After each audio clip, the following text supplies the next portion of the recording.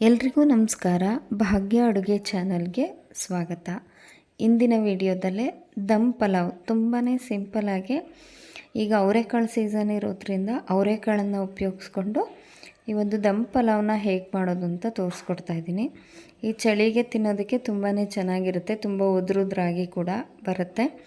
ದಮ್ ಪಲಾವ್ ಹೇಗೆ ಮಾಡೋದು ಅಂತ ನೋಡೋಣ ಬನ್ನಿ. ಇದನ್ನು ಮಾಡೋದಕ್ಕೆ 1 ಗ್ಲಾಸಷ್ಟು ಸೋನಾ ಮಸೂರಿ ಅಕ್ಕಿ, ಹಾಗೆ 1 ಗ್ಲಾಸಷ್ಟು ಬಾಸುಮತಿ ಅಕ್ಕಿ ತೊಗೊಂಡಿದ್ದೀನಿ. ನಿಮಗೆ ಯಾವುದು ಬೇಕು, ಸೋನಾ ಮಸೂರಿನೇ ಹಾಕ್ಕೊಳ್ಳೋದಾಗಿದ್ದರೆ ಪೂರ್ತಿ ಅದನ್ನೇ ಹಾಕ್ಕೋಬೋದು. ಇದಕ್ಕೆ ನೀರು ಹಾಕಿ 1/4 ಗಂಟೆ ನೆನೆಯೋದಕ್ಕೆ ಬಿಟ್ಬಿಡೋಣ. ಹಾಗೆ ತರಕಾರಿಗಳು ಬೀನ್ಸು, ಕ್ಯಾರೆಟು ಕಟ್ ಮಾಡಿ ಇಟ್ಕೊಂಡಿದ್ದೀನಿ ಸಮವಾಗಿ. ಹಾಗೆ ಮೆಂತ್ಯ ಸೊಪ್ಪು 1 ಕಟ್ಟಷ್ಟು, ಅವರೆಕಾಳು 1 ದೊಡ್ಡ ಕಪ್ಪಲ್ಲಿ 1 ಕಪ್ಪು, 1-2 ಟೊಮೆಟೊನ ಕಟ್ ಮಾಡಿ ಇಟ್ಕೊಂಡಿದ್ದೀನಿ.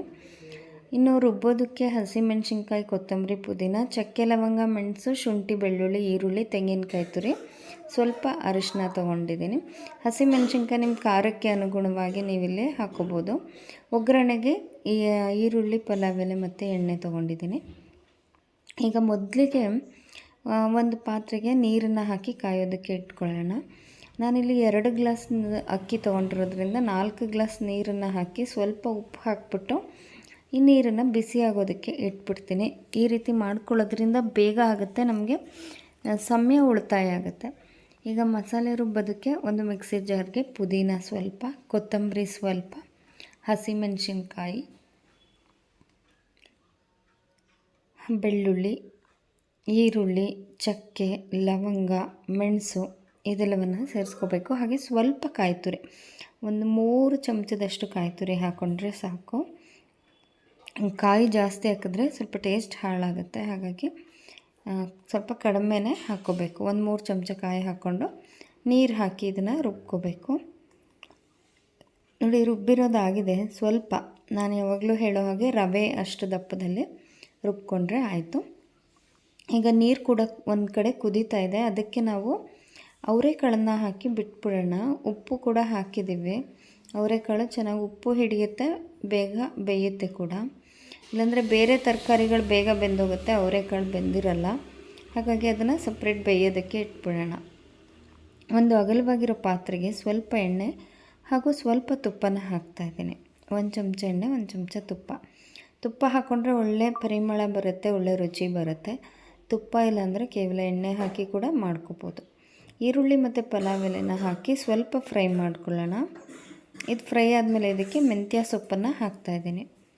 ಮೆಂತ್ಯ ಸೊಪ್ಪನ್ನು ಈ ರೀತಿ ಎಣ್ಣೆಯಲ್ಲಿ ಚೆನ್ನಾಗಿ ಬಾಡಿಸ್ಕೋಬೇಕು, ಆಗ ಇದು ಕಹಿ ಬರೋದಿಲ್ಲ. ಮೆಂತ್ಯ ಸೊಪ್ಪನ್ನು ಸ್ವಲ್ಪ ಫ್ರೈ ಮಾಡ್ಕೊಂಡ್ಮೇಲೆ ತರಕಾರಿಗಳನ್ನ ಹಾಕ್ತಾಯಿದ್ದೀನಿ. ಕ್ಯಾರೆಟ್ ಮತ್ತು ಬೀನ್ಸ್. ನೀವೇನಾದರೂ ಅವರೆಕಾಳಿಲ್ಲ ಅಂದರೆ ಅದ್ರ ಬದಲಾಗಿ ಬಟಾಣಿ ಕೂಡ ಬಳಸ್ಕೋಬಹುದು. ಬಟಾಣಿ ಅಂದರೆ ಸಪ್ರೇಟ್ ಬೇಯಿಸೋ ಅವಶ್ಯಕತೆ ಇಲ್ಲ, ಹಸಿ ಬಟಾಣಿ ಈ ರೀತಿ ಒಗ್ಗರಣೆನಲ್ಲೇ ಫ್ರೈ ಮಾಡ್ಕೋಬೇಕು. ತರಕಾರಿಗಳನ್ನ ಚೆನ್ನಾಗಿ ಸ್ವಲ್ಪ ಅದ್ರ ಮೇಲೆ ವೈಟ್ಗೆ ಆಗೋಷ್ಟು ಫ್ರೈ ಮಾಡ್ಕೋಬೇಕು. ಎಣ್ಣೆನಲ್ಲಿ ಫ್ರೈ ಮಾಡಿಕೊಂಡ್ರೆ ತುಂಬ ಚೆನ್ನಾಗಿರುತ್ತೆ. ತರಕಾರಿಗಳು ಫ್ರೈ ಆದಮೇಲೆ ಟೊಮೆಟೊ ಮತ್ತು ಅರಿಶಿನ ಹಾಕ್ಬಿಟ್ಟು ಮಿಕ್ಸ್ ಮಾಡ್ತಾಯಿದ್ದೀನಿ.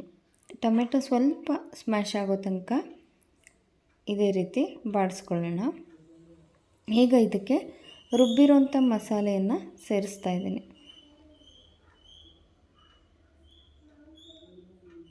ರುಬ್ಬಿರೋ ಮಸಾಲೆನ ಹಾಕಿ ಚೆನ್ನಾಗಿ ಇದನ್ನು ಮಿಕ್ಸ್ ಮಾಡ್ಕೊಳ್ಳೋಣ. ನಂತರ ನೀರು ಬಿಸಿಯಾಗಿತ್ತಲ್ವ ಅದನ್ನು ಕೂಡ ಸೇರಿಸ್ತಾ ಇದ್ದೀನಿ. ಈಗ ಇದನ್ನು ಒಮ್ಮೆ ಚೆನ್ನಾಗಿ ಮಿಕ್ಸ್ ಮಾಡಬೇಕು. ಆಲ್ರೆಡಿ ಉಪ್ಪು ಹಾಕಿರೋದ್ರಿಂದ ಸರಿ ಇದೆಯಾ ಅಂತ ಒಮ್ಮೆ ಚೆಕ್ ಮಾಡಿಕೊಂಡು ಉಪ್ಪು ಖಾರನೆಲ್ಲ ಬೇಕಿದ್ದರೆ ಈ ಟೈಮಲ್ಲಿ ನಾವು ಇನ್ನು ಸ್ವಲ್ಪ ಉಪ್ಪು ಅಥವಾ ಖಾರ ಬೇಕಿದ್ದರೆ ಖಾರ ಹಾಕಿ ಅಡ್ಜಸ್ಟ್ ಮಾಡ್ಕೋಬೋದು. ಈಗ ಇದಕ್ಕೆ ನೆನೆಸಿರೋಂಥ ಅಕ್ಕಿಯನ್ನು ಹಾಕಿದ್ದೀನಿ.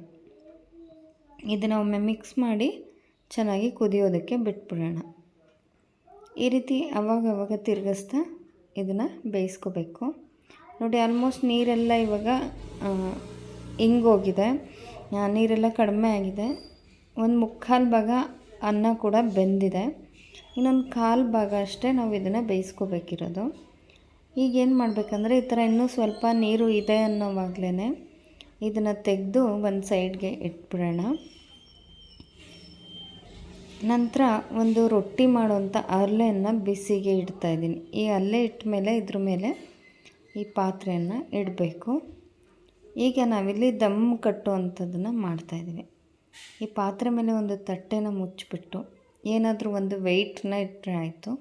ನಾನು ಮಸಾಲೆ ಕುಟ್ಟುವಂತಹ ಕುಟ್ಟಾಣಿಯನ್ನು ಇಟ್ಟಿದ್ದೇನೆ. ನೀವು ಯಾವುದಾದ್ರೂ ಒಂದು ವೆಯ್ಟ್ ಇರೋವಂಥದ್ದನ್ನು ನೀರಿನ ಪಾತ್ರೆ ಏನಾದರೂ ಇಟ್ಟರೆ ಆಯಿತು.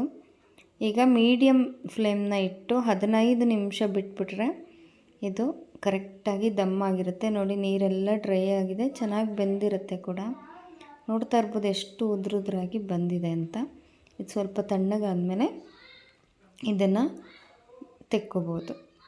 ನೋಡಿ, ಇವಾಗ ದಮ್ ಪಲಾವು ರೆಡಿ ಆಯಿತು. ಕುಕ್ಕರಲ್ಲಿ ಮಾಡೋದಕ್ಕಿಂತ ಈ ರೀತಿಯಾಗಿ ಮಾಡಿಕೊಂಡ್ರೆ ತುಂಬಾ ರುಚಿಯಾಗಿರುತ್ತೆ, ತುಂಬಾ ಚೆನ್ನಾಗಿರುತ್ತೆ. ನಾನು ಪಲಾವ್ ಜೊತೆಗೆ ಒಂದು ಸಿಂಪಲಾಗಿ ಬಜ್ಜಿ ಕೂಡ ಮಾಡಿದ್ದೆ. ಈ ಚಳಿಗೆ ಬಿಸಿ ಬಿಸಿಯಾಗಿ ಏನಾದರೂ ತಿನ್ನಬೇಕಂದ್ರೆ ಈ ರೀತಿ ಟ್ರೈ ಮಾಡಿ ನೋಡಿ. ಬಜ್ಜಿ ರೆಸಿಪಿ ಕೂಡ ಲಿಂಕ್ ಕೊಟ್ಟಿದ್ದೀನಿ, ನೋಡಿ. ಇಷ್ಟ ಆದರೆ ಕಮೆಂಟ್ ಮಾಡಿ. ಪ್ಲೀಸ್ ಒಂದು ಲೈಕ್ ಮಾಡಿ, ಹಾಗೆ ನಿಮ್ಮ ಫ್ಯಾಮಿಲಿ ಫ್ರೆಂಡ್ಸ್ ಜೊತೆಗೆ ಈ ಒಂದು ವಿಡಿಯೋವನ್ನು ಶೇರ್ ಮಾಡಿ. ಮತ್ತೊಂದು ವಿಡಿಯೋದೊಂದಿಗೆ ಮತ್ತೆ ಸಿಗ್ತೇನೆ. ನಮಸ್ಕಾರ.